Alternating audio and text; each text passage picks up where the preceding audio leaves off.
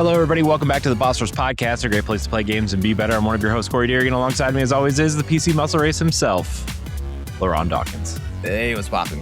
Hey, LeRon. How's it going, Corey? It's going okay. You know, it's been a busy week, but that's what happens when you gotta support a family and use money to live life. Just part of the life we live. So how are you, LeRon? You doing all right? Yeah, no complaints so far. I'm trying to figure out what the heck is going on with these streams. I don't know. You know what, I don't want to be distracted. Like, whatever's going on with the streams, they'll do their thing. LeRon's trying to fix the streams. Yeah, I'm trying. No crossing the streams, LeRon. So that could be very catastrophic. Could be. Yeah. No, I'm doing pretty well. Just hanging in there. Some life changes are probably happening real soon here for me. I'm not going to divulge that on the stream right now because nobody wants to hear that stuff. I do. I want to hear it. Well, I mean, I can tell you off show, because like nobody listening to us tonight wants to hear what's going on with me, because it's not exciting. It's not boring. It's not exciting. It's pretty boring. And, sure it is. LeRon, you're an exciting person. It's not. Don't let anybody tell you different. It's not. It's not. As a matter of fact, here, I will just put this in the chat right now for you to see, and then you tell me. Do I have to verify my age and buy tokens to see what this is, LeRon? Or is this like a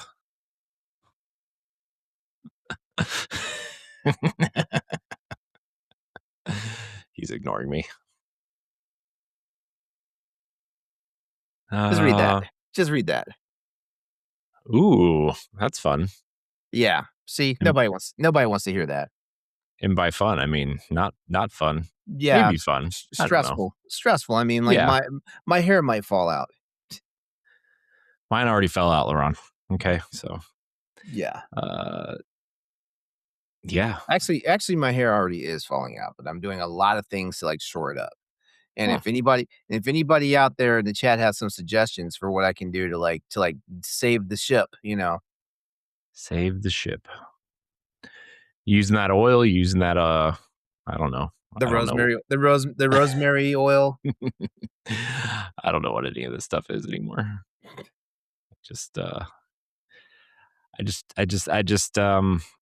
I just accepted it a long time ago that my hair was just gone, and I'm okay with it. So you're still able to grow hair on your face, so that's a good thing. Yes, there is hair on my face, so there's that.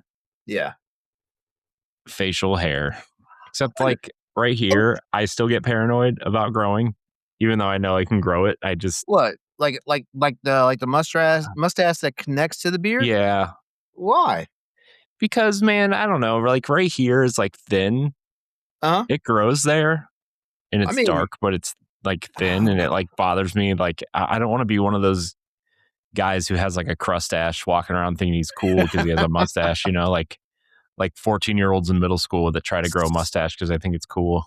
See, on camera, the connecting portion looks thick, but in the mirror, it's not that thick on me. Yeah, but I mean, I'm gonna get a little racial for a second. Black guys can pull off the mustache that doesn't connect, right? Like if you're a white dude and you don't have a mustache that connects, you just look like you just look like you need a shower and you need to shave. That's it. A little whiskey tango. You know what I mean? Yeah. Well, the one thing I think white guys have over black guys as far as beard is your hair's growing straight. So it always looks it always looks laid down and even. Whereas mine, if it gets I have coily hair. So if I'm not careful, I could wind up with a nappy beard, and that's not cool. Well, I think you look cooler on. Oh, thank you. I appreciate that. You're welcome. And you are always cool as far as I'm concerned. And also may your pillow always be cool at night when you sleep. I like that. I like when you turn the pillow over and you're like, it's like hot, and you flip the pillow over and it's like nice and cool, and you're like, refreshing. Oh my, you just like, it's like, it's almost like it puts you back to sleep. Yep. It's great. I love it. I love it. Yeah. Oh, you know what else I love, LeRon? Talking about video games? Yeah. Talking about games, talking about other cool stuff. Of course. Let's do it. Let's do that. I have to say though, I do need they released the newest episode of Daredevil and I am behind. And I hear it's the best episode yet, is what they say on the internet. So I am so behind on Daredevil. What they say all the time. Every episode. I'm so behind on MCU Marvel. I'm so behind on Star Wars right now. Like I never finished Ahsoka. I have not watched The Acolyte. And we're 4 episodes deep into the Darth Maul series, which I seriously want to watch that. Oh, is that out already? Yeah, it is. Hold on a second. Idea. Hold on a second. What happened here? What'd you do? Did you break it? If you don't hear that, all of a sudden, like audio started coming in, not on the headphones, but through my speakers, and I'm like, do you want me to talk louder? Why would you do that? I don't know. Would you do that? Even though you have a very nice voice coming through my speakers, but like, what the hell? What happened here? I don't. Yeah, I don't like my voice. You know what I mean? I don't like it. I don't like it. You know what I mean? So, LeRon's talking to his roommate. No, that's not it. I'm trying to figure out what happened here. What the hell did happen? I can't tell you what happened. I don't know. It's I'm like not there, LeRon. You didn't invite me over, so I don't know. Hold on. I'm going to refresh. Here we go. LeRon's refreshing. Here we go. And now it's just me. Widescreen Corey. Here we go. I was going to say something, but now I kind of forget what I was going to say now. So here we are. Here we are. Getting ready to talk about video games, talk about some TV shows, talk about some movies. Hey, look, there's LeRon. Okay. Now the audio is correct. I don't know what happened. It just dropped. I'm blaming Riverside for that one because I think your headset is just broken. It's dying. It's possible. I mean, no. I mean, if I started GoFundMe, will some people help me out? Because there's some life changes happening right now, and I'm not going to be able to get a decent pair of headphones. Well, maybe if you start one. So no. I think I know what I need to start that everybody will throw money at. I think I know what I need to start. Everybody, make sure you buy your tokens in advance because they're probably going to go up in price too.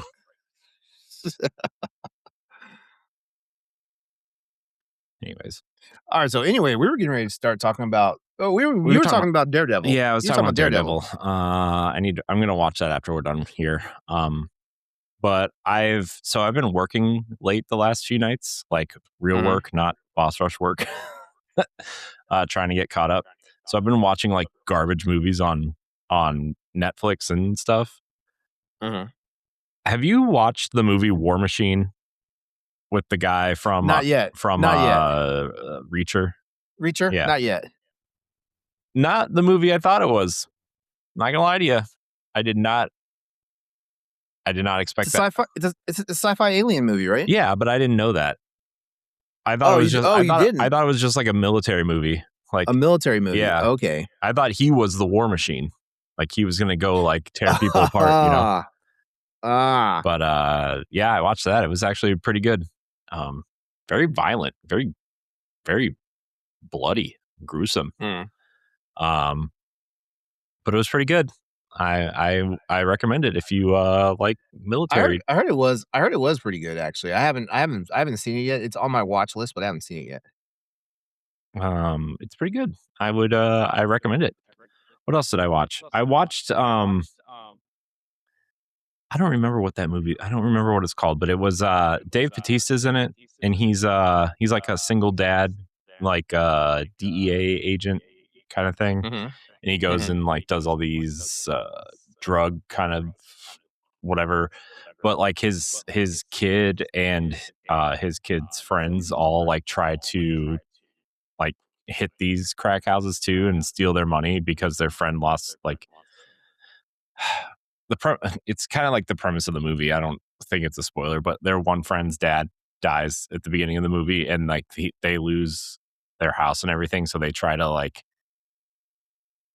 they're hitting these crack houses to like steal money to pay to help his family or whatever. And then that's not going to go well. And then long story short, things go haywire, and of course Dave Bautista has to go save the day. So that's kind of the premise of the movie, but it was pretty good. It was really good, actually. I'd recommend it. I forget what it's called though. Oh well, just search Dave Bautista, I guess, and look for his military movies. So that was pretty good. What else did I watch? I watched something else too. Something. What did I watch? It was like another military movie. I don't know. I've been watching like a lot of military action movies for some reason recently. I don't know why. That's like the mood I'm in, but it is. Partially because like I think I'm waiting for like Reacher season 4 to start, and like Daredevil is like once a week, so like now I can't just binge it. So, man, what else did I watch? LeRon. Oh, you know what? I watched the new Jurassic Park movie, Rebirth. Oh yeah. Oh, I haven't seen that yet. I don't know why I haven't seen that yet. It's on Netflix also. All 4 of the new ones are on there. So the ones that Chris Pratt rolled in. Mm-hmm. Yeah. And I also watched the third one of those also, the Chris Pratt ones. That third one was fine. It was fine. Yeah, fine is like the general consensus on that one. Like I don't know. Like after I kind of lost interest in and I need to watch the new one just to say I've watched it, but I kind of lost interest in them by the time with the second one. I have to say, the one with Scarlett Johansson in it and what's his name? Jonathan Bailey. Yep. And Mahershala Ali. Yeah. Very good. That's good to know. It was. I heard it was a good revival, but it still flopped. Well, they're making another one. Apparently, Chris Pratt's coming back. Oh, see, I guess this is how they try to figure out if they can get the mojo back. Yeah, it was really good though. Like it definitely had the. I would say it has the vibe of Lost World, the second one of the original trilogy, has that sort of vibe to it. In terms, like it's a lot of action. It's not the science or whatever, but it's good. I really liked it, and there's like a dual storyline going on where like one side is like they end up saving this family who ends up going with them to the island, and then the corporate side of it who's like, we need dinosaur DNA to make our medicine, sort of thing, So basically, it sounds like they just rehashed one of the older movies. There's an amalgamation of storylines that you could probably piece together in the other movies, yeah. But I mean, I feel like that's every revival though. Star Wars did that, I feel like Marvel's kind of in the middle of doing that. Oh, by the way, happy 25th anniversary of Revenge of the Sith. Oh, geez, is that 25 years old already? 25 years old, yeah. Are you sure? It feels newer. Not by much, but I don't know what I'm saying, man. I mean, The Force Awakens is 10 years old, so. Oh, I'm sorry, 20 years. I'm sorry, 20 years. Still too old.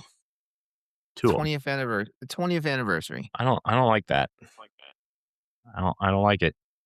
What? It's too old. Too new. Whatever. Come on, we're still trying to figure out if PS3 games are vintage. Dude, I mean, by the 10-year standard, PS4 is retro. So, I mean, Resogun, right? I mean, that game is a retro game now. Mm-hmm. So, put on your retro socks there. Man, what a Resogun. What an awesome game. Can we just talk about Resogun for like an hour? Game's awesome. No, people would turn us off so fast. Yeah. But what about you, LeRon? What have you been doing? You said you've been playing some retro games. Speaking of old NES Yeah, games, I took a week off of pro gaming. Like, I mean, I pro didn't play gaming, LeRon pro gamer. when I say pro gaming, I mean I took a week off from playing anything that's considered a current or a let's put it this way. If the game if the game file size was bigger than 200 kilobytes, I wasn't playing it this past week. Mm. I was playing a whole bunch of old school games via emulator, on my ROG Ally because like I just needed like just senseless play, without using a whole bunch of like, like brain power and stuff like that. Not saying, like I'm stupid and I don't like playing games that challenge me. I love playing games that challenge me, but I just needed something different. I didn't play any Tekken this past week. I didn't play any Monster Hunter this past week. I didn't play any front mission this past week, even though front mission is like, please beat me.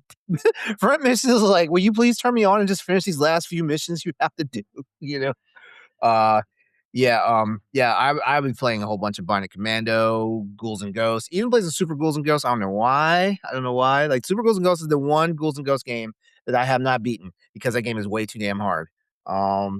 Played Contra, played the GBA Super Mario Brothers 2, Zero Mission. I actually blame you because you've been on this Metroid bender, and I was like, I want to play an old school Metroid game. So yeah, I was kind of all even played NES Tetris, which oh my god, I forgot how good I was in that game because like I was just playing and all of a sudden next, like I'm just playing, I'm looking, I'm like, holy crap, I'm on level 17. I forgot how good I was in that game. Oh man. Yeah, so just good times, good vibes with old school games. Of course I played Mega Man's 2, 3, and 4. Of course, Um And yeah, that was pretty much it. Like it was a palate cleanser week for me as far as gaming goes. Um and if we're talking about TV shows, I'm still trying to finish the first season of that show Paradise with Sterling K. Brown and James Marsden. Basically, I'm pretty sure some of our listeners have probably know what I'm talking about. But basically it's a post-apocalyptic show. And the series of events around the first season are trying to investigate who killed the president of the United States. Of what's left of the United States, basically. And then there's a show like you know who Genndy Tartakovsky is? No, I have no idea. Creator of Samurai Jack, Powerpuff Oh Girls, yeah. Okay. the Star Wars Clone Wars, and like the actual cartoon series, that one. Man, Samurai Yeah, Jack I've used to love oh, that good. show. That's it. I was just saying Yeah, I used to love that show. That's all. Sorry. okay, I started watching the first season of his current show called Primal. Primal's on is it on 3 seasons or 4 seasons right now? I think it's on 3 seasons. 3 seasons. Yeah, it's on 3 seasons right now. I started watching that. Primal is okay, so first thing to know about Primal, there is no spoken dialogue in this show. It follows a Neanderthal slash caveman, and a and I'm not gonna say his pet dinosaur because I don't know if that really gives it. He's got a dinosaur companion, and they're just roaming the land, and stuff like that. Like a series of tragic events bring both of them together, and they're just roaming the land trying to survive. And like I said, no spoken dialogue. So it's one of those shows. It's one of those shows where you legit need to be paying attention. Like you cannot be second screening this, on your phone or whatnot. Like you need to pay attention to this because like with no spoken dialogue, it means like everything is an actionable moment that like you could miss something and then like you put your eyes back on. It's like what the hell did I just what did I just miss? What happened? Mhm. It's good. It's good. And it's technically an Adult Swim show. So it's all so like if it, I think I think it's on I think it's on HBO Max. I believe it is. I believe it is. But it's an Adult Swim show. And the episodes, it's each season is like 10 episodes long. So 10 episodes, like like less than 30 minutes an episode and stuff like that. Like like it's easily bingeable. Like season 3 just ended, and I just started season 1 not too long ago. And yeah, like it's fun. It's amazing. And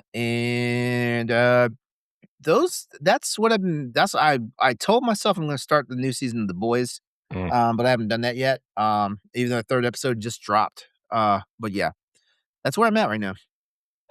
Yeah, I thought about like sucking it up and just watching The Boys, but man, I don't know. I'm struggling to like find the juice to watch it, The juice. Yeah. I don't know. I'm like I feel like I have to be in the mood to watch something that's violent, and I don't know if I can do that right now. Mhm.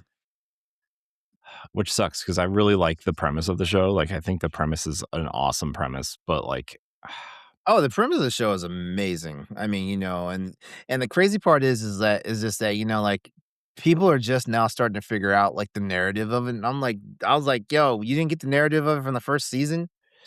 right. Man, I don't know. I see like all the memes and I see all the action shots and I think Carl Urban is awesome. Like Yeah. I can't muster up the gut to watch it, And maybe that just It, says a lot about me. it's Maybe I'm just it's because it's the gore, right? Is Yeah, the gore?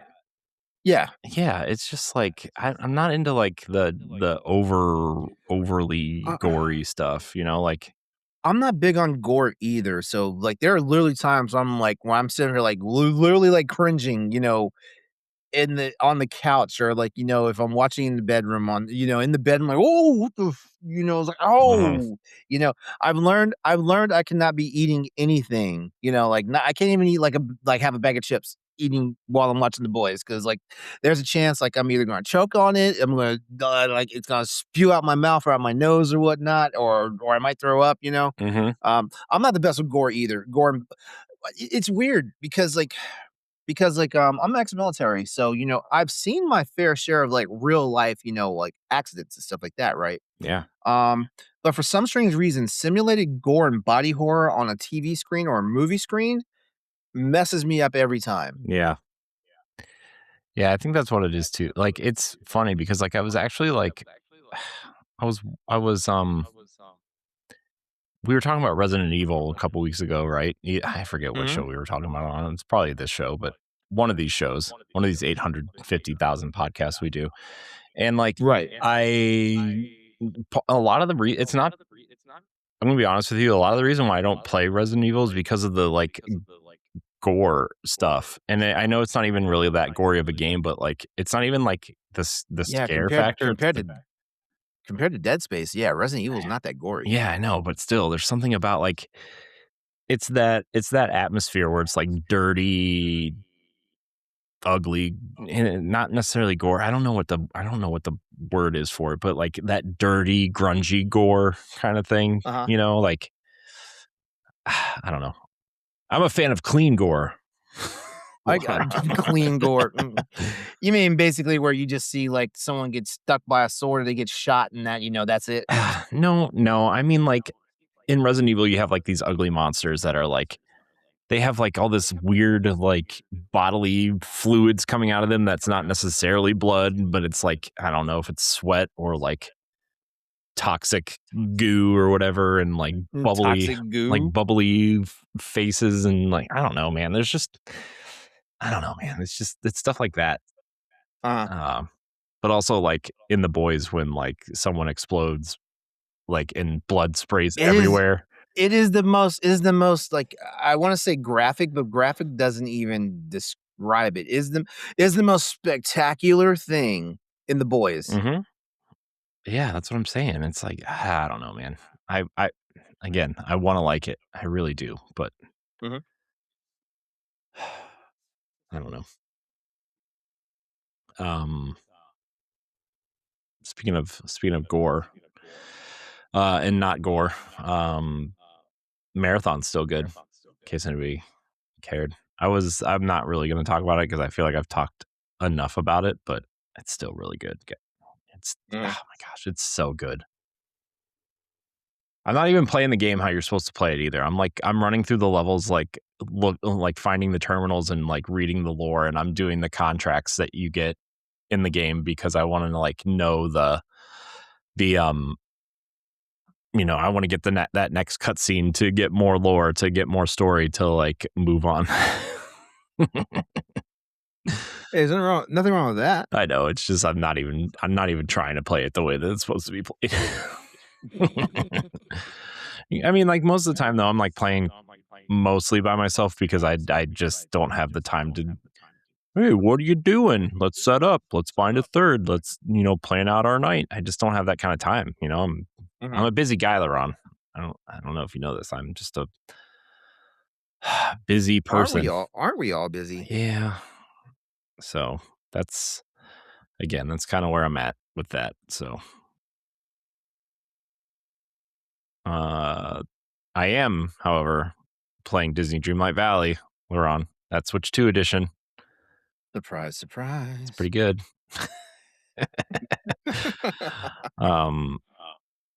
Yeah, I don't know. I still like it a lot. I'm still having fun. The Switch 2 version, man. Oh my gosh. Anybody who plays that Switch version, I'm sorry. It's terrible. It's a terrible version. It's still terrible. And I don't wish that version upon anybody. So but LeRon, what's coming out this week? Tell me what's coming out this week. Okay. All right. So here are this is our wonderful segment we like to call the On the DL, which is like the new notable games coming out for this coming week. This is for the week of April 20th, 2026. We need a sexy woman voice or a sexy male voice to come in and be like, "Hey, you handle you know what I mean? You handle that. You handle that." Yeah.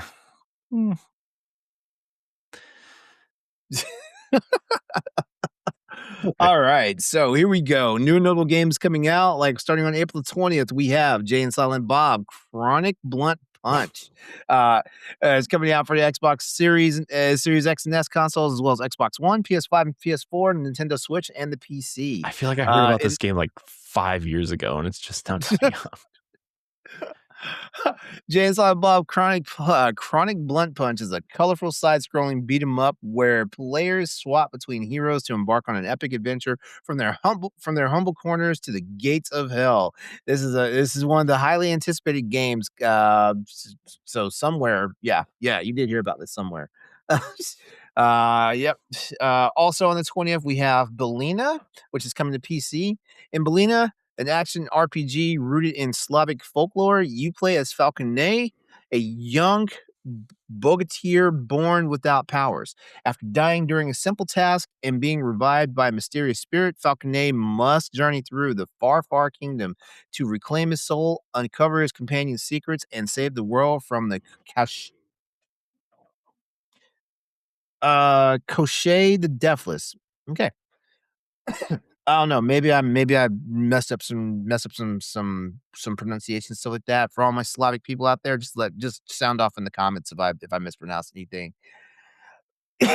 Excuse me. I'm sure you did, but it's fine. And lastly, on April 20th, we have Runehaven, which is also coming to PC. Runehaven is an atmospheric roguelike dungeon crawler featuring an immersive magic system. Players explore forsaken underground network while crafting unique spells by combining over 25 different runes, such as mixing fire and missile runes to create custom effects on their journey to the surface. This sounds like a D&D player's wet dream. Now, LeRon, I have to say, you missed one. What I miss? You missed a very important game that I feel like a lot of people, at least within our sphere, will enjoy. Well, as a disclaimer, if I'm the one that does the write up for the new and notable games for the week, it's dealer's choice as far as I'm concerned. No, I know, it's fine. Also, this game. What's the game? It's not very big, but hold on. Let me I'm gonna pull it up here. Oh, no, it's next week. Okay.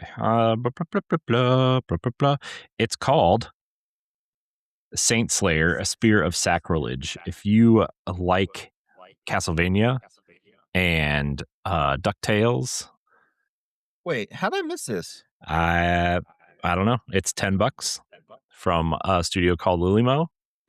And if you've heard of Hyroxia 2, they're twin stick shooters.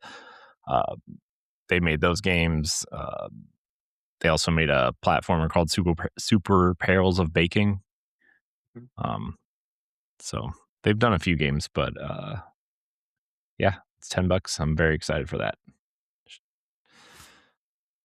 So wait a minute. Uh-oh. He said, wait a minute. Hold on. I just want to see what this game was about. You know what? Let's move on. I can look it up later. Because how did I miss that? It sounds like it might be in my wheelhouse. All right. Could be. Very, very much could be. All right. Next up on April 21st, we have 2 games. I'm gonna go in the opposite order because the highly anticipated game is, I think, a game that a lot of people are going to actually want to play. So first up is Age of Mythology Retold: Obsidian Mirror, coming to Xbox, Xbox Series X, Xbox One. That's weird. It's coming out on Xbox Series X, but not S. But it is coming out on Xbox One. That's weird. Well, it has to come out on Series S. Yeah, but the listing said Series X and then it said Xbox One. Well. And then also coming on PS5 and PC as well. The Obsidian Mirror expansion for Age of Mythology Retold introduces the Aztec civilization, featuring new gods like Quetzalcoatl and Huitzilopochtli, unique mechanics focused on sacrifice and illusion, and a brand new campaign. And then we also have, as a highly anticipated game for April 21st, Vampire Crawlers for Xbox Series X and S consoles, PS5 and PS4, Nintendo Switch, and Switch 2, and the PC. This is the new game from the Vampire Survivors team, isn't it? Exactly. From the BAFTA-winning creators of Vampire Survivals comes Vampire Chronicles, a turn-based, card-driven blobber. Ew, gross. Card-based? Build powerful decks to unleash world-ending combos as you explore familiar dungeons in this tactical yet fast-paced roguelite. Oh man, like this game is such your thing, isn't it, Corey? Yep, I'm day one right there. Every buzzword that you absolutely cannot stand was in that description. All right. Next up on April 22nd, we have Tides of Tomorrow, which is coming to PS5, PC, and Xbox Series X consoles. In the oceanic world of Elend, players must find a cure for a deadly disease threatening extinction. Decisions made while navigating floating communities create adversaries and uniquely alter the story for other players through the asynchronous system that builds a custom adventure based on collective choices. We also have Masters of Albion, which is coming to PC. In Masters of Albion, you navigate a world of political intrigue and ancient magic. As gifted godlike powers return to the hills of Albion, you must unravel the mystery of the mages and defeat a looming nocturnal enemy to save society from a sorcery that threatens to destroy everything. And last up on the 22nd of April is Dark Hours, coming to PS5 and Xbox Series X. Dark Hours is a 4-player cooperative survival horror game where a heist goes wrong, leaving you trapped in the building with a haunting monster. You must work with your crew to survive the night and escape. That looks like fun. Yeah. All right. April 23rd is kind of stacked. First up on the 23rd of April, we have Kingdom's Return. Kingdom's Return, Time Eating Fruit, and Ancient Monster. That's the name of the game. In Kingdom's Return, Time Eating Fruit, and the Ancient Monster, which is an action RPG, players restore their fallen kingdom by collecting materials in 2D side-scrolling adventure stages. These materials are used in the strategy portion to build and customize their city, which buffs their chosen character, which there's 4 different classes here: Imperial, Alchemist, Wizard, or Zipangu. I don't know what any of those mean. You got me. And this is all for tackling increasingly difficult stages and bosses. That's coming out on every system, by the way. I'm not sure like how it got cut off here in my description, but yeah, that's coming out on every system basically, except for the Switch 2. Uh, Next up, we have Dragon is Dead coming to PS5, Xbox Series X, Nintendo Switch. In this game, as a designated dragon slayer, you must defeat Grinion, a malevolent leader of the Dark Dragons, to save survivors from his corruption. Use a variety of skills, gear, and dragon tongue runes to conquer monstrous creations and giants. Nothing like good dragon tongue, hey, LeRon? Yo. In this challenging journey, death serves as a catalyst to refine your abilities and mastery as you strive to liberate the world from torment.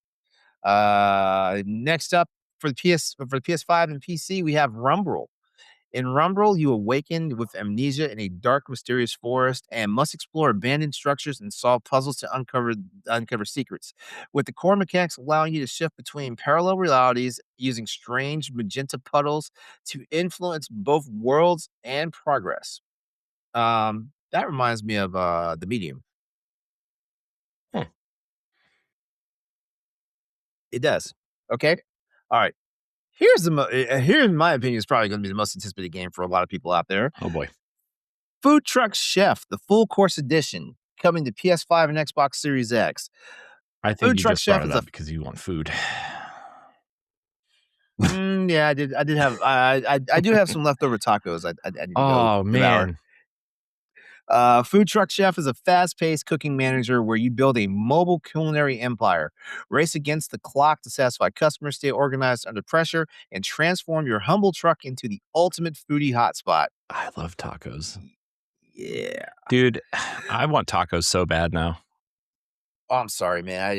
No, you're not. I'm not. Come on, because everybody loves tacos. Come on now. Are you a hard shell or a soft taco person? Dude, I mean, I'm more of a crunchy taco type of person, but I could go either way. I can go either way, but I definitely, if I have the choice, I'm always going to get crunchy. Oh man, dude,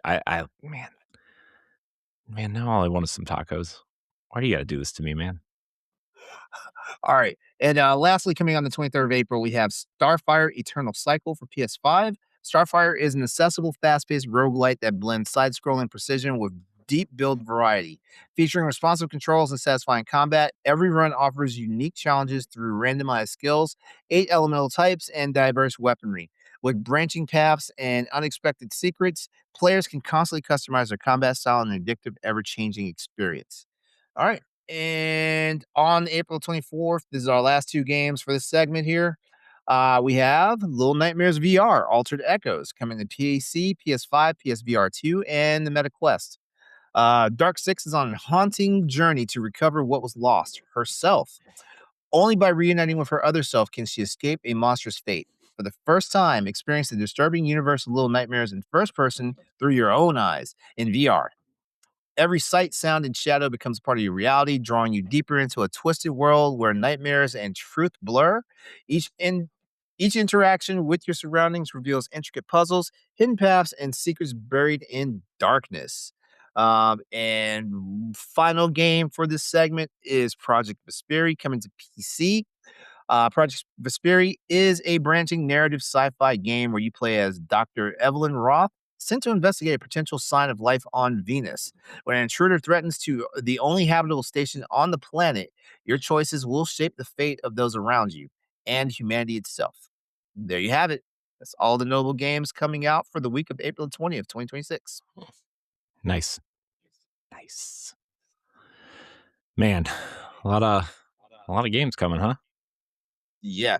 Yeah, a lot of games coming. When you particularly think the week before, like there wasn't really much. The only thing that comes out the week before the week prior was Pragmata. Yeah. Man, Pragmata. Which is probably the highly anticipated game for spring. I would say so. But who knows? Who knows what people are into, LeRon? You know, I mean, yeah. Trust me. Like if you're in the dating pool, like you know, like you never know what people are. Oh, wait, we're not talking about. I'm not talking about that stuff. I'm sorry. I mean, you just never know. If you need to, I mean, if you need people... to, LeRon, if you have something you need to say, just. Oh, no. No, I'm into it all. We know. Actually, no, not really. Not really. That's there are some things that are a hard no for me. That's what she said. Man, I don't even know where to go from there. Like time to say no. What the heck? Oh boy. Oh, well, speaking of no, LeRon. We have a lot of weird topics tonight. Hey guys, shocking. We're talking about Xbox not knowing what to do. But I feel like we're going in a more, I don't want to say positive direction, but this is like well, we'll just get into it. Xbox seems to be changing course on a lot of things, and we gotta talk about it, LeRon. Because it's gonna affect more than just Xbox, or more than just Xbox players. So yeah, let's get into it. Xbox, LeRon, tell me where you've heard this before. Xbox reportedly debating about exclusivity, but more importantly, they're debating a return of exclusives to the platform. Xbox might be rethinking its all-platform strategy in a big way, according to comments from Jez Corden on the Xbox 2 podcast. Xbox is having major internal discussions about bringing back exclusive games. Since taking over as CEO, Asha Sharma has been focused on rebuilding the brand, even acknowledging concerns like the cost of Xbox Game Pass, which we'll get into in a little bit. The report talks highlight a bigger identity question. Should Xbox prioritize being on an ecosystem that reaches every platform, or return to the traditional model with exclusives like Nintendo and PlayStation? Obviously, no decisions have been confirmed yet, but a shift could signal a major change in Xbox's previous strategy. LeRon, guess what? Exclusives, some say it might be important. A little bit. Yeah. Yeah. I mean, I'm one of those people that say exclusives are important. Yeah. I have thoughts on this. Like, number one, like, like it's nice to know that they're entertaining this, finally. Mm-hmm. I I feel like I feel like Microsoft is dealing with reckoning with their Xbox division, and it didn't and it started way before, like, like they ousted Phil and Sarah. It started way beyond that. They just I think they figured that Phil and Sarah could be the fall guys for like whatever course correction or trajectory they want to like put it on now. Um, I'm always gonna say Sarah Bond was done wrong because of just the way she disappeared. Something fishy about that. There is something very fishy about that I'm interested to see how that comes out in the next couple of years. I'm sure a story will come out in the next couple. Yeah, a story is going to come out, and I can't wait. I can't wait. Yeah, and I'm gonna keep saying what we've been saying here at Boss Rush. We have no ill will towards Asha Sharma. Like, she's been thrust into a not an impossible situation, but a precarious situation. Let's put it that way. And stuff like that. I'm gonna say something a little. This might be a hot take, LeRon. Yeah, go for it. I think some of the at least the conversations that have been brought up, like this one and the Game Pass one, and some of these other things revolving around the Xbox. I think she's getting off on the right foot. Yeah. Oh, yeah. No, I'm not condemning any of this. Honestly. No, I know, but the internet will. Oh yeah, I guess you're right about that. But here's the thing about it. Like, Xbox needs a gaming identity because Game Pass is not a gaming identity. Game Pass, the only way Game Pass can be a gaming identity for Xbox is if it's only Xbox titles that get on this. No third party titles, no random. We're just gonna pull games from somewhere, some other space, whatnot. The only way Xbox Game Pass could be, a identifier for Microsoft and the Xbox brand is if it only has Xbox games on there, and Microsoft,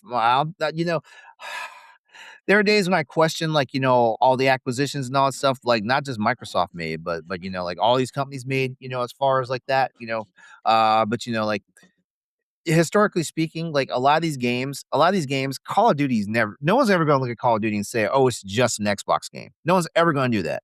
No one's ever going to look at a lot like Fallout and say, oh, it's just an Xbox game. Well, not now. Not now. I'd say maybe in 20, 25 years, it could be like, oh, Fallout's just an Xbox game, because that's the only place it has been for the last 25 years, except for the fact that, like it winds up not being an exclusive after, a set amount of time, Yep. stuff like that, but yeah, like,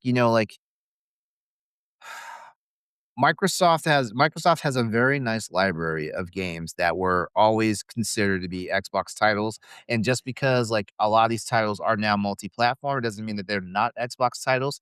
But I do feel like, like as far as like having an identity, they need to have like their own dyed in the wool exclusives. I don't care if the games wind up coming out on a secondary platform 1 or 2 years after launch, that's fine, because like I said, it won't hurt the identity of Xbox, because everybody be like, oh, the only place to play this at right now is on the Xbox, just like the only place to play these games right now for PlayStation games is on PlayStation. And apparently they're rolling that back to where you can't get them on PC anymore. So yeah, it's back to PlayStation, and which that's another thing that grinds my gears. I know we're talking about Xbox right now, but for Sony to pivot out of their PC multi-platform plan and then put it all back in-house and then charging us more money for the consoles, that's bullshit.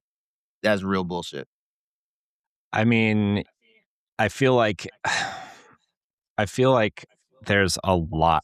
There's so much. I mean, again, this is just a conversation they're having internally. Supposedly, there's no I know or anything. I think. I guess I am putting the cart before the horse here because like there could be a press release next week. Like, we don't know what y'all are talking about. Like, y'all need to stop making up news. No, I know, I'm talking to the listeners out there, right? Like, I'm just reconfirming that. But also, like, I see our friends, some of our friends who are, in the Xbox space, and our friend of show, Lord Cognito, the Iron Lord's got a big package from Xbox this week for Project Helix, and a lot of influencers are getting those now, right? Like, that's amazing. Why we need to be more influential so we can get this shit. I know. I'll work on it. I was working on it, and then the PR person left, and then the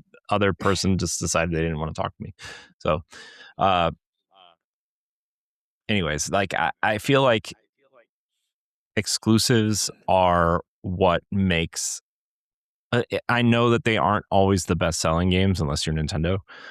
Yeah, but like they are the thing that makes certain boxes worth having. I mean, how many people? I mean, how many quarters did we see Xbox report their sales numbers? Like, oh, we're down, double digit year over, quarter over quarter, year over year. Like 20%, 30%, not like 11% or 10%, like 30, 40%. To the point where like they're selling like maybe tens of thousands of units a quarter worldwide. Like, that's awful. That's terrible, man. Like, you know what I mean? Like I and it's because of this is an Xbox campaign. I'm telling, like, I mean, Xbox was doing bad before that.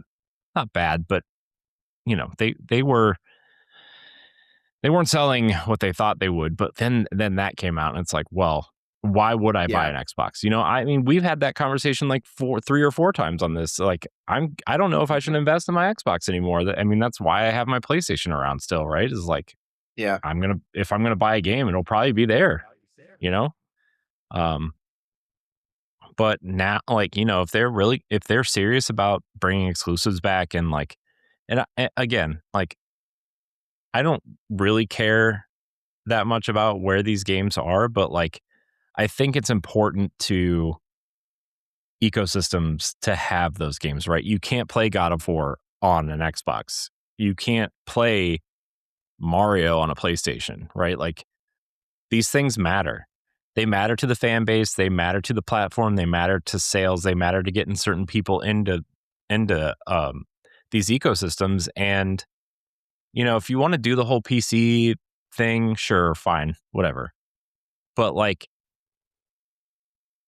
a lot of the fan base is still the console base, and a lot of people don't want to be PC gamers. Like, I know that that's like unpopular in the gamer space, right? Because like, everybody's like, well, why don't you just build a PC, play on PC? Like, you and I have talked about this quite a few times. That's why the Steam machine was so appealing, right? It was like, oh, it's like kind of PC gaming, but kind of a console, and that is enticing. That's why the Steam Deck is enticing. Like, that's why these things are really interesting to me, is because like, yeah, technically it's PC gaming, and once they figure it out, like, you can play everything there, but now you can't play PlayStation games there anymore, except for the ones that are already out. So yeah, it's such a shame. It's such a shame too. Because I mean, like, it puts me in this weird dynamic where, like, I got to a LeRon's gonna point have where an awkward conversation with his PS5 when Wolverine comes out. Like, baby, take me back. Hey, all those things I said and did, I'm sorry. Yep. Yeah, like, my PS5 is legit gonna be like, you you've taken your tail and tucked it between your legs now, huh? Man, had plenty of those conversations. Oh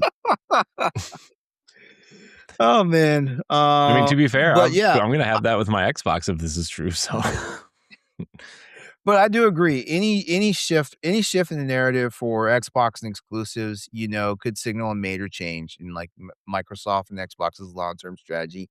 And you know what? I've lived long enough that I've seen quite a few consoles crash and burn. We don't have Atari anymore. We don't have Coleco anymore. We don't have Intellivision anymore. We don't have TurboGrafx anymore. We don't have Neo Geo anymore. We don't have anything from Sega anymore. And this is console hardware ecosystems. mm-hmm.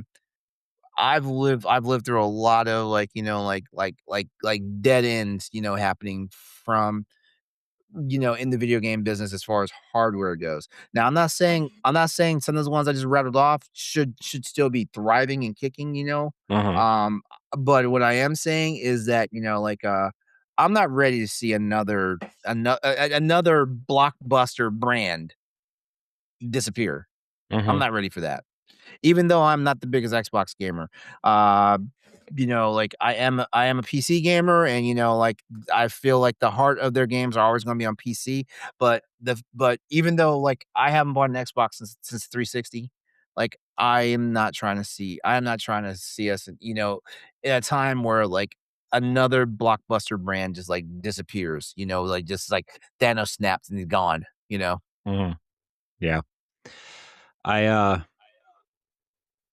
I feel like, I mean, I don't know if you saw some of these interviews floating around. Shout out to, again, Lords of Gaming and our friend Luke Lore over at Expansion Pass. And a lot of these Xbox interviews are floating around,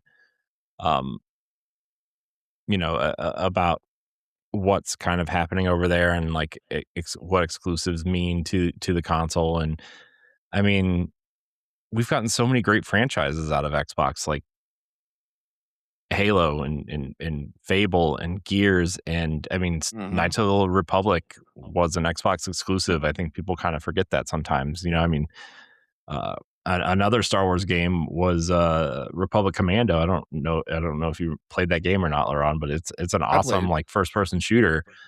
Oddworld Stranger's Wrath was an awesome game that I really loved. I know people like to make fun of it, but Fusion Frenzy like was really like the only Mario Party competitor, like, oh man, I'm not saying it was a good game, but I'm saying like it was like the only true Mario Party competitor. We got, speaking of Mario Party, we got those stupid Burger King games, which like I know again people like to point at and make fun of, but like Sneak King was like a legitimately good game. Yeah.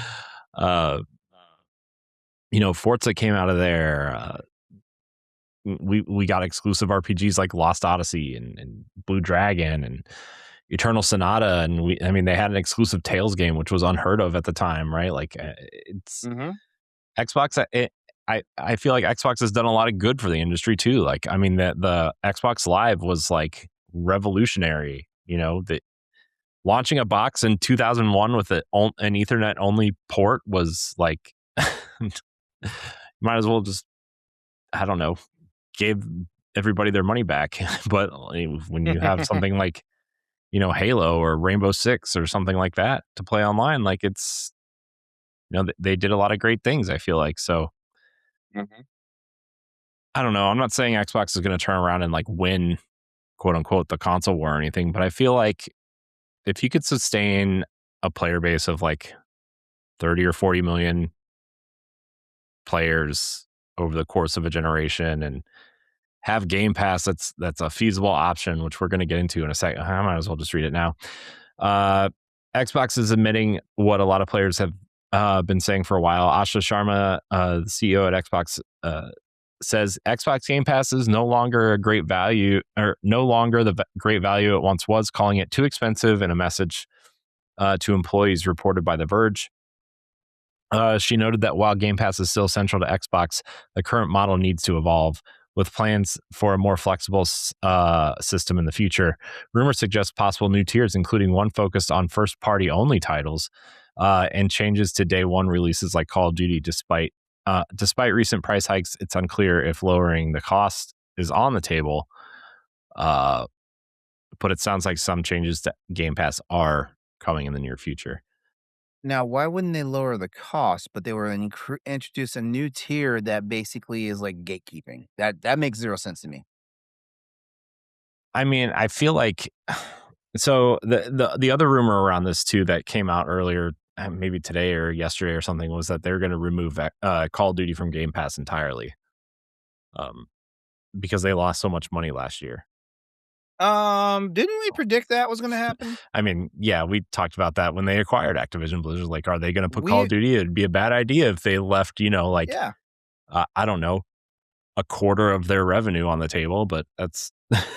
Yeah, okay, you know what? We can probably blame this on Phil Spencer. Well, yeah, probably. I feel maybe? like no. Well, Phil, from what's come out, what we've talked about on Xbox Casuals is that Phil didn't want Activision Blizzard. This was I wasn't aware of that. This was a Microsoft and Sarah Bond push. From what we've been hearing. So, well, see, now why you got to put my girl's name in your mouth like that? Why? I'm just saying what was reported. You can talk to Tom Warren, because I love me some Sarah Bond. I love her. You know what? LeRon's not always a shill, but if LeRon's going to shill for somebody, it's going to be Sarah Bond. I think Phil wanted to keep buying studios like Double Fine and Ninja Theory and these smaller studios that could like put content on Game Pass that maybe wouldn't sell a million units, but would be a great addition to Game Pass. And like Bethesda was like obviously a huge acquisition. I believe one of our old Arsenal X episodes was called Phil slams his $7 billion dick on the table or something. Pretty sure that was it. I'm pretty sure that was said in an episode. I'm not sure if that was the episode title or not, but it was definitely said. Maybe why do I have a funny feeling Josh said that? Why do I have a funny feeling? Who knows? Who can say? It's not like it's on the internet. But I actually think some of these changes sound really cool. Like I would actually think a first party only tier would actually be really cool, especially if you're a PC gamer, right? Like, how often are you buying games through the Microsoft Store? You know what I mean? Right. Yeah. You're a PC person. Like you're going through Steam. 99 out of 100 times you're going to Steam. So. Oh yeah, thanks for a reminder. Let me see what the free Epic Oh games gosh, are for this here week. we are. Don't download them. You're every time you download a game, someone loses their job. Oh, why you say that? I don't know. That was a bad joke. I'm sorry. It was really mean. But also, they are paying me. Because I download. Well, here's the thing about I download them, but I don't play them. So what does that say about me? I mean, add them to your library. You can always play them later. Yeah, that's what they always say, right? So, well, damn near every game that's on like the Epic Game Store is playable on the ROG Ally. So and I think that's the main reason why I do it, just so I have like a pre-built library. Yeah, I mean, why not? If they're giving them away for free, Oh, I don't. Oh, I just looked. I don't want any of these games. Sure, you do. Wait, Prop Sumo? Is that what? That's the free game for this week. Hold on, Prop Sumo. What is that? Oh, never mind. That's not a real I'm game. not gonna. This is like Smash Brothers, and we all know how I feel about that. You love Smash Brothers. I am. LeRon loves to smash. You know what I mean? Let me just go ahead and add it to the library. They don't call it Master Hand for nothing, LeRon. Yeah. Yeah, Game Pass has become too expensive. Now the problem is in this whole like synopsis says it like this doesn't mean that they're going to change the price and like lower the price of it. It does not mean that. It just says that hey, like like we have I don't even know if it's a chicken and the egg problem at this point now. I feel like this is a we were laying bricks down and we actually bricked ourselves into the wall. Yeah, I mean, I lowered my subscription and I actually canceled my subscription until Marathon came out because it's a paid game. You need Xbox Game Pass to play online. But I subscribe to the core, whatever the core version is, the lowest tier, which is like the one that's required to play online. So, but yeah, I mean, I canceled it. $30 a month to like, I mean, I don't have time to play that many games. Like that's a lot of games for. Dude, I'm trying to tell you, like, shit, there's some days I'm looking at this $18 a month and I'm like, what's going on? The only reason why I still have PC Game Pass right now is because, like, thanks to my job, I every now and then I get free 1 to 3 month vouchers, because I build computers and stuff like that, and yeah, I get those vouchers, for like activations and all that stuff. So, like I, beside before anybody comes at me, like, no, this is not gaming computers. Like this is just workstations for people that work a corporate job that are not supposed to be doing any type of Game Pass bullshit at work. So yeah, but that's a kickback for me because like like my company, we are also licensed Microsoft vendors. Mm-hmm. Yeah, so it's like I still think Game Pass is a great deal if you have the time to play all these games and if you're into a variety of games. But if you're like the person who buys 2 or 3 games a year, like the Madden, Call of Duty, and maybe one other game, it's not for you. Just buy the game. It's not, and it's like, I understand that. And I feel like Xbox has to understand that too, of like, like not, I feel like, let me back up a minute. When they introduced the idea of Game Pass and said they wanted 100 million subscribers in the next decade or whatever, like in when did they introduce Game Pass? 2018, 19, 17, somewhere in there? I think 17. And it's like, that is 100% unreasonable. Not like everybody who plays games does not play games like that, Right. I mean, you have your mobile gamers, you have your, Call of Duty gamers, you have your, your Fortnite and Minecraft kids. Like, there are very few people who actually want to play every single one of these games that are on your service, right? And I think that they were blinded by the appeal of Game Pass to see to realize what the reality of Game Pass was going to be, And was this supposed to be an answer to PlayStation Plus? Because PlayStation Plus had been out for a while. No, because they had Xbox Live Gold. Yeah, that's what I thought. And Xbox Live Gold got basically folded into Game Pass. They retired Xbox Live, the name Xbox Live, and folded it into Game Pass Core, which is what it's called now. There we go. To make it look like their Game Pass numbers were boosted, Yeah. So I feel like you need to reset your expectations of Game Pass.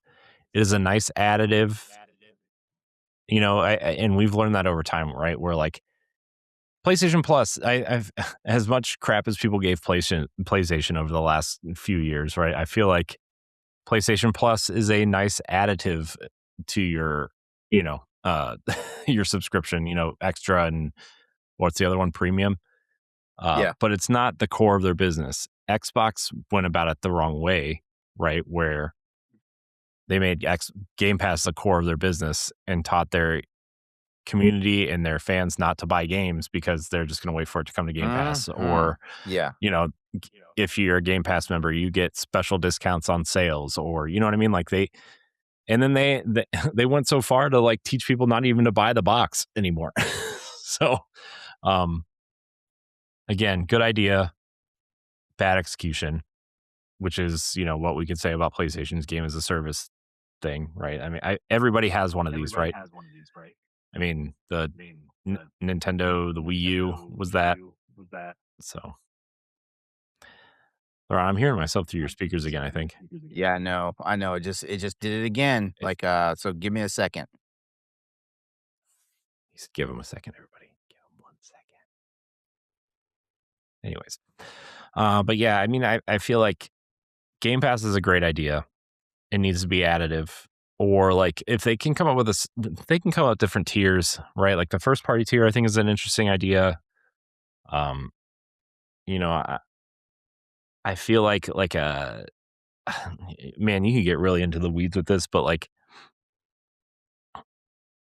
I feel like Bethesda and Activision Blizzard, we'll talk about it when he comes back on, but I feel like Activision Blizzard and Bethesda games should be like their quote unquote third party developers. Hey, LeRon. He's back. Hey. So here's I'm not sure what's going on with my whole interface tonight. I'm not sure if it's a me thing or if it's our streaming platform thing. I'm sorry. It's probably a little column A, a little column B. Probably one or the other. We'll see. Mm-hmm. It's got to be one or the other. It's like I don't think we veered into the it's getting infuriating part just yet, but I don't know. Give us a little more time. Not yet. Don't worry, the night is young. But LeRon, what I was saying was like going back to the exclusive thing, right? I heard this on a PlayStation podcast, funny enough, but I feel like the studios under Xbox Game Studios, those should be the exclusive games, right? Mm-hmm. Your Halo, Fable, Hellblade, Gears, Forza, those games should be the ones that are exclusive to Xbox. I feel like when you start diving into like the Bethesda stuff and the Activision stuff and the Blizzard stuff, those are the games that you look at and be like, okay, these should be multi-platform. These are the games we should sell everywhere. Yeah. And then there should be maybe a separate tier of Game Pass of like, okay, here's the, if you want to add Bethesda games to your Game Pass subscription, maybe like, again, I'm just going to use this as an example. Let's say the Xbox Game Studios tier is $14.99, right? Okay. If you want to add, the Bethesda games, add $5, right? And I know this could get really messy and really weird, but like basically you go to like the Game Pass when you go to sign up, you just essentially checkbox which items you want on it, and each item costs like a specific amount of money a month specifically. I feel like that would be cumbersome, but also eliminate a lot of the issues that people have with this thing. You're probably onto something with that. And then like, oh well, I'm not into Fallout and it's coming out this month, so I'll uncheck the Bethesda box and like that'll take some money off, and maybe Xbox sends you a reminder every month, or because I get reminders every month that, hey, you're still at core, you want to upgrade, you want to bump that up. Why are they doing that? I don't know, man. They tried to buy my Xbox off me at one point. Remember that? Oh, I remember you telling me about that. Like, why? Yeah, why? Yeah. I like my Xbox. I'm confused and angry at it sometimes, but it's not the box's fault. I don't know. I feel like there's something there though, right? And like, here's the indie game tier, and maybe for $9.99 you can play online, plus here's access to all these indie games, or $12.99 or whatever. I mean, they do that with EA Play, right? I mean, for an extra, it's included in your Ultimate subscription, but that's $2.50 a month or whatever, right? I mean, I don't know. That's where my brain's at. Maybe that's too complicated for people, but don't get me lying. I don't know.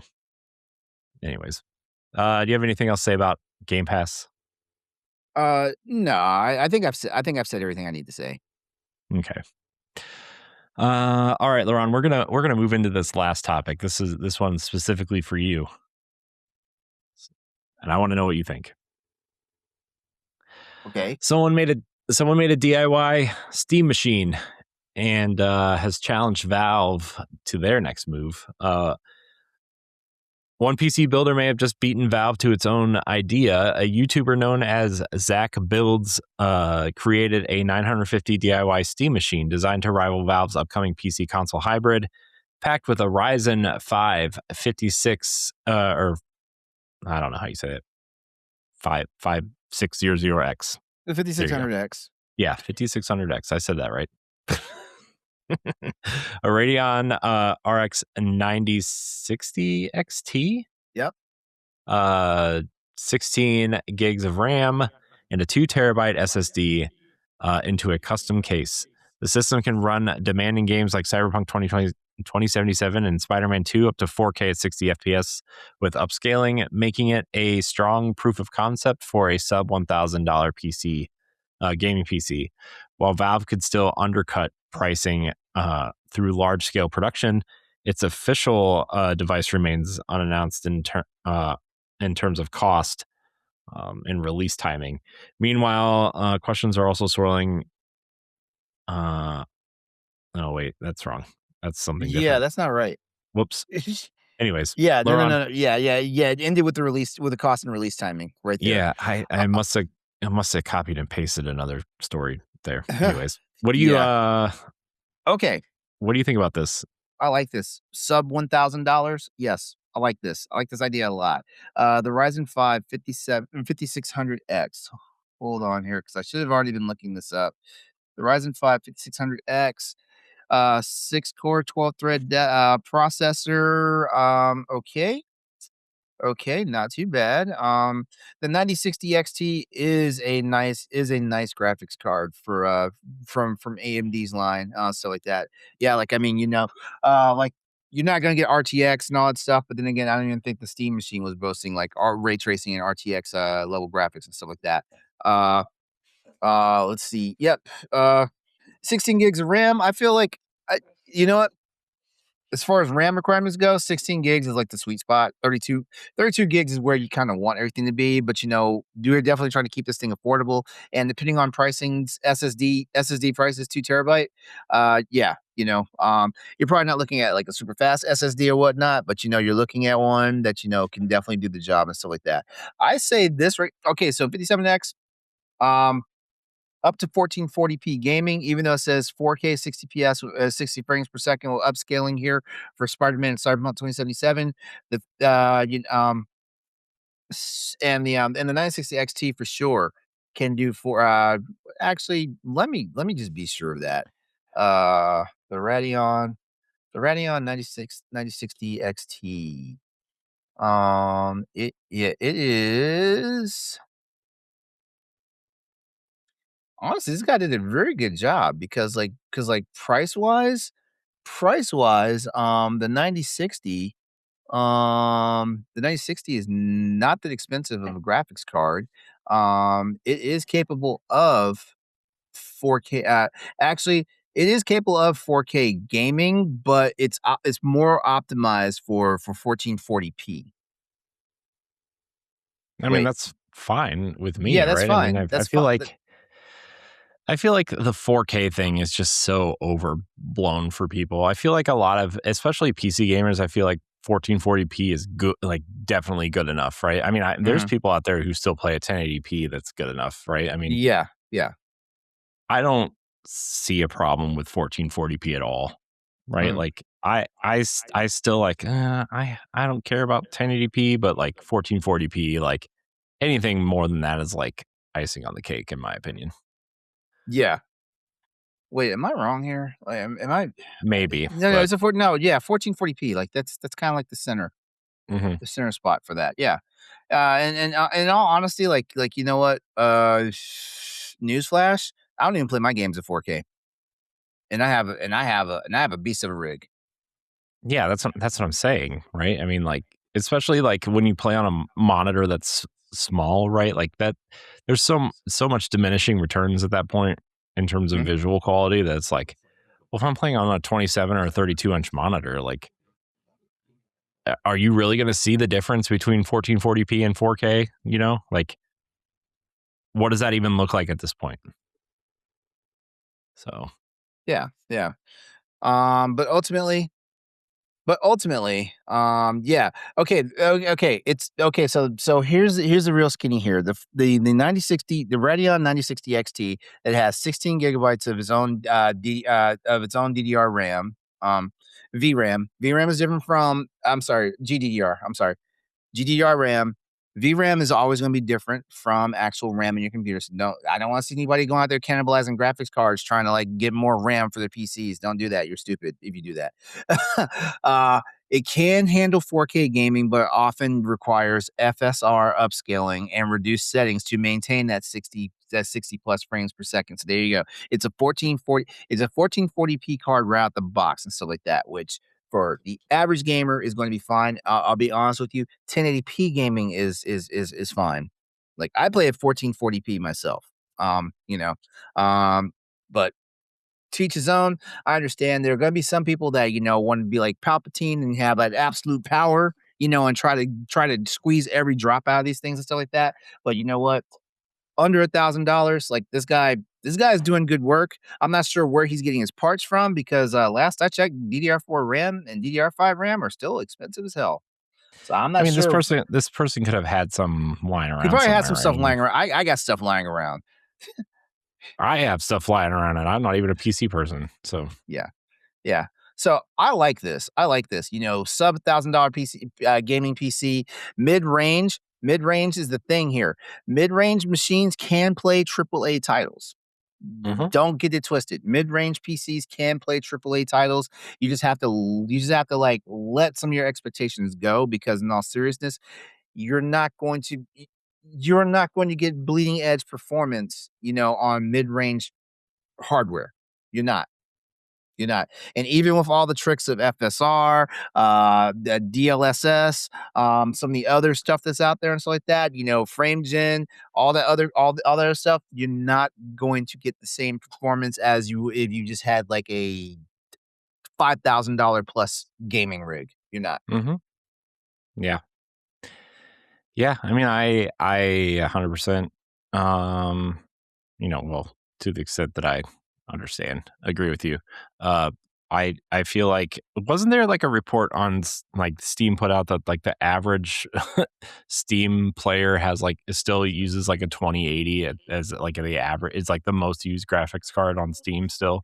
Yeah, the 2080 has now become what the 1080 was for Nvidia.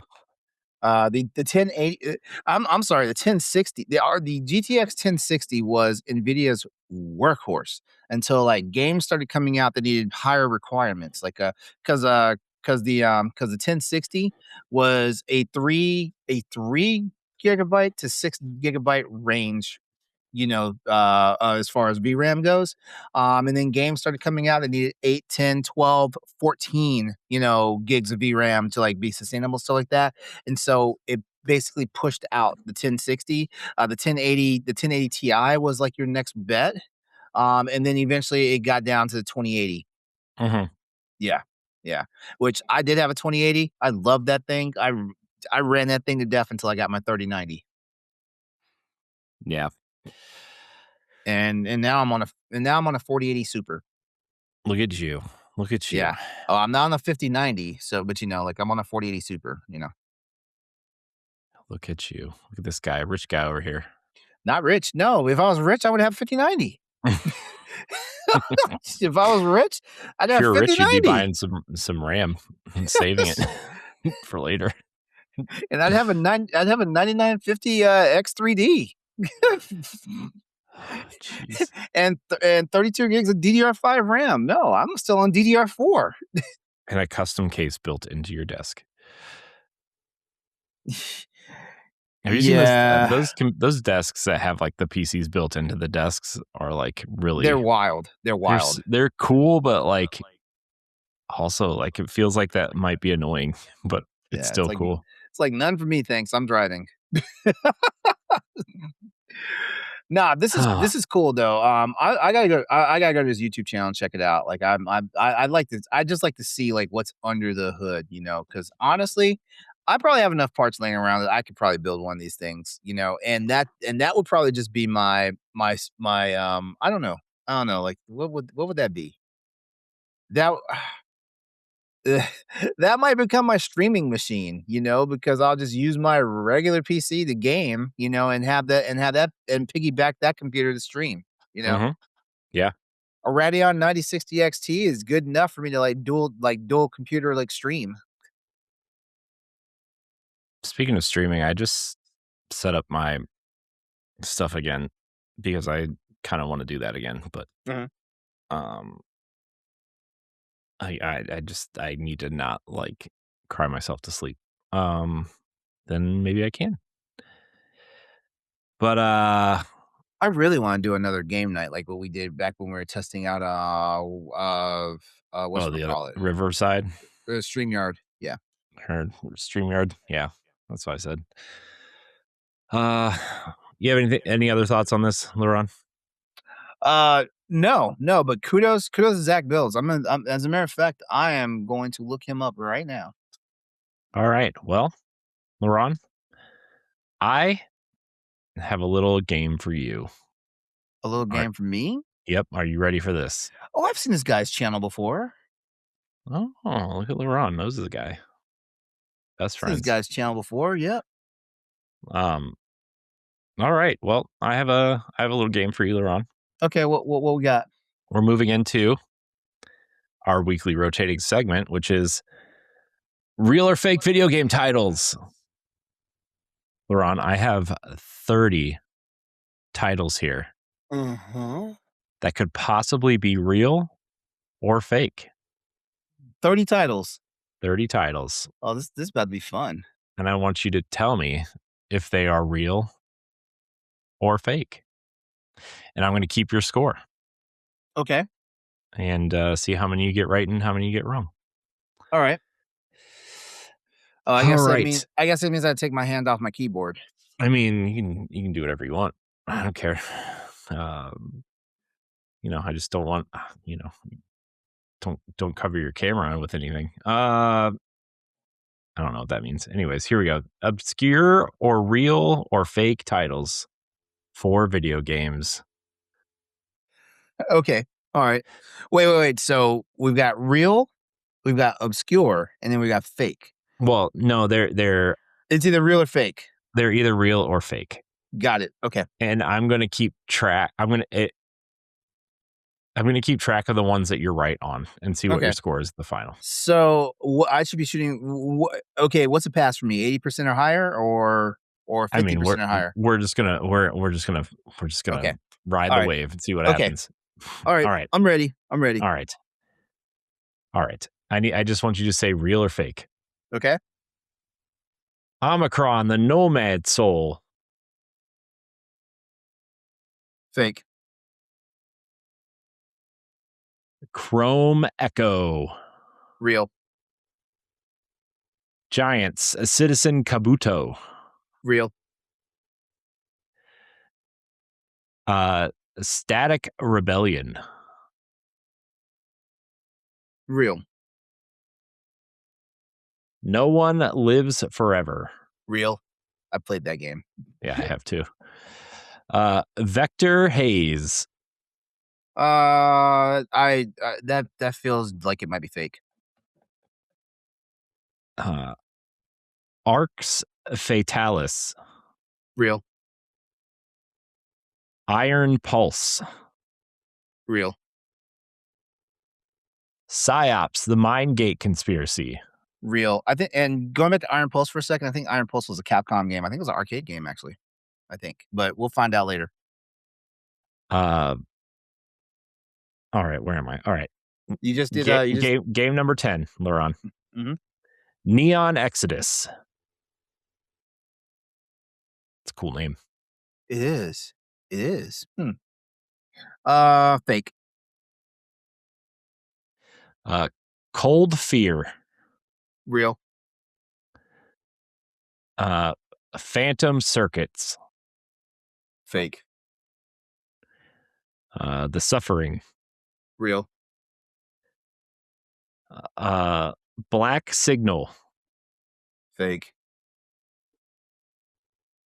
Beyond Good and Evil. That's real. That's easy. That's the gimme. That's got to be the gimme for the night. Yeah. Rift Drifter. Real. Sounds like a real game. Second Sight. Real. Hollow Vector. But real. Condemned. That's real. That's definitely real. Yep. Terminal Ghost. Fake. Ah, man, this list really has some gimmies on here, huh? Prey. Real. There's two games called Prey. Nova Shatter.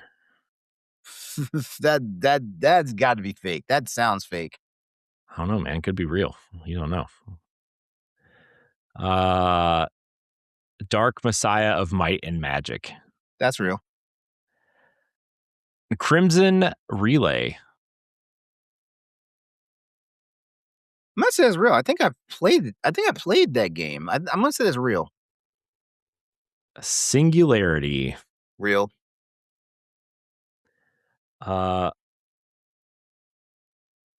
Obsidian Domain. Fake. Steel Horizon. Real. Quantum Static. Fake. Binary Domain. Real. And last but not least, Enslaved, Odyssey to the West. You know, that game sounds so fake. I'm kidding. That is one of my favorite games, actually. Real. All right, LeRon, that's all 30 games. All right. How'd I do? Let's see how many you got. Let's see. 1, 2, 3, 4, 5, 6, 7, 8, 9, 10, 11, 12, 13, 14, 15, 16, 17, 18, 19, 20, 21, 22 out of 30. Wow. Wow. What were the fake games? All right. So here are the fake games. Chrome Echo. Which, like, I don't know. That could have been real because Chrome Hounds was a real game. I don't know if you remember that. Yeah, I remember that game. I called that one as fake though, right? Chrome Echo. I called that one fake. So. Right? I don't know. I just every time you got one right or wrong. Every time you got one right, I just tallied it. I didn't put it next to the game. Okay. Static Rebellion is fake. Vector Haze is fake. Iron Pulse is fake. Yep. Oh, what the hell? There's a game called Iron. I forget what it's called, but it's like a Gears of War ripoff. There is a game Iron. It's Iron's. It's Iron something. I forget what Iron it is. something. Yeah, but it's like a Gears of War ripoff, and it came to. It's funny. It came to Switch 1 as a free to play game. Oh wow. Okay. Let's see. Other fake. Neon Exodus is fake. That's a cool name though. It is. Phantom Circuit is fake. Black Signal is fake. Rift Drifter is fake. Really? Yep. That sounds like a real game. A Hollow Vector is fake. Terminal Ghost is fake. Nova Shatter is fake. Crimson Relay is fake. So there's Crimson Skies and Crimson Desert and Crimson. There's the boat Crimson Desert Crimson is brand Sea, new. I think. Yeah, Crimson Sea. Yeah. No Crimson Relay though. Not yet, at least. Obsidian Domain is fake. This sounded fake. Steel Horizon is fake. Really? And Quantum Static is fake. Steel Horizon, I think I called that one real, if I'm not mistaken. Steel Battalion is real. Oh, I remember that game. Oh, man. That game should have came to PlayStation as soon as it died on Dreamcast. Well, it came to Xbox. Also, the big controller. That's what I remember about it, is that it came with that custom controller with like 200 buttons on it. That big like desk-based. Oh. And then they tried to do it without a controller with Kinect. It was just bad. Oh, man. Good times, though. Oh, my God. That just reminded me of this game. Did you ever play this game called Ring of Red? Okay. I feel like Ring of Red was like inspired by Crimson Battalion. It was on PS2. Interesting. Man, Steel Battalion. What a strange... we would never get games like that these days. I know, right? Yeah, that was back when they really took chances. Yeah. But also, like, games didn't cost more than a house to make. So that was pretty fun. That was pretty fun. And I got 22 out of 30. Yeah. That's passing, I think. It's like 60, 70%. Not 70, 74%. Yeah, see, math. It's close. I had to pull a calculator out for that. Oh, I guessed. Don't get it twisted. Well, speaking of twisted, it's time to get out of here, LeRon. It's time for us to say goodbye. It's time for me to go to work. Everybody out there, I want to thank you so much for watching or listening to this episode of the Boss Rush Podcast. Remember, you can find us every week right here on live platform of your choice. LeRon, thank you for your time tonight, as always. Appreciate you. This was a fun episode. I enjoy it. I enjoyed it. This was a good one. A lot of good news topics, a lot of fun game, and I liked it. Enjoyed it immensely. Yeah. I always enjoy my time with you, LeRon. Hey, same here. I feel like we should do this more than just once a week. Don't you? We can if you want. We can, but yeah, at the risk of getting burnt out, I don't know if we should. And children, there's that. That's the hurdle for me is kids. Hey! No one told you had to breed. No one told you that. I know. I made a horrible mistake. I'm just kidding. Yeah, it's because of your children. You ignored me Sunday night. I didn't ignore you. I know.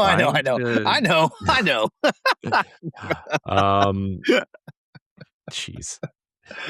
Anyways, everybody's takeaway from that just now is like LeRon is a selfish bastard and he does not want his friend to have kids. Yeah, it's fine. I mean, look, only 13 more years until they're gone. Well, that's fine. Anyways, everybody out there, remember to like, subscribe, share, rate, and review wherever you listen. You can support us on Patreon, patreon.com/BossRushNetwork. Thank you so much for watching and listening. Until next time, we love you. Goodbye. So long. If you want to see how you can become a Patreon producer, head on over to patreon.com/BossRushNetwork. The Patreon producers for this month are Adriel Munger, Francisco Santillan, Austin Campbell, Celeste Roberts, Christian S., and Fitzpatrick. Thanks for your continued support of the Boss Rush Network.